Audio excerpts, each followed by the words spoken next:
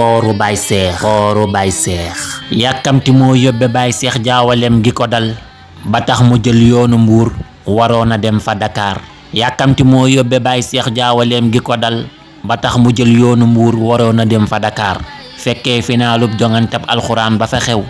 naan tardé naa tey jataay bu réew mi yépp di xaar naan yegsi naa fi mu ne nii wàññeeku waat xaju fi saay daldi dem taal teleem xaw tuuti rek mu rataar 11h la njàng ma door xuraan ju sell te wér tu tànk yaa ngay jamoo ñee aaya ñee jëli saar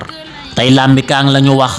mokkal gu set lañu laaj tajwiid bu taaru tëriinu daaj yu ñépp nekkaar 14 raisons Jurbel ak Kawlax Luga koy xëccoo Tamba Ziguinchor Fatick Kees gi ma gonte Dakar Kolda ba Saint-Louis Sédhiou andi nañ fi le mbër Tamba ba Kédougou Kaffrine am na ñuñ ne ñu xaar lu waay di jaay léegi tey lay lamb mbaate mu jar King Fahd Palace mujj fees tax kenn amul fu mu jaar bisket du tuut léebu ne borom bi lay nuru cëm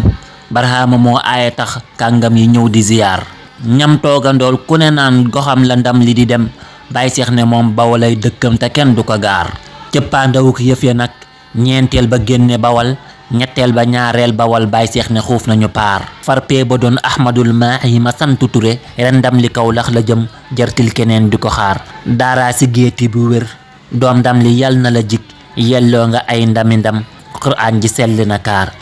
daaraa si géeti bu wér doom ndam li yal na la jik toftal ci ay ndami ndam Qur'aan ji sell na kaar Qur'aan ji sell na kaar masha Allah allahumma salli ala sayyidina Muhammadin wa sallim bu leen ko xem ndax lu yéeme lay wax xikam la lay jox yóbba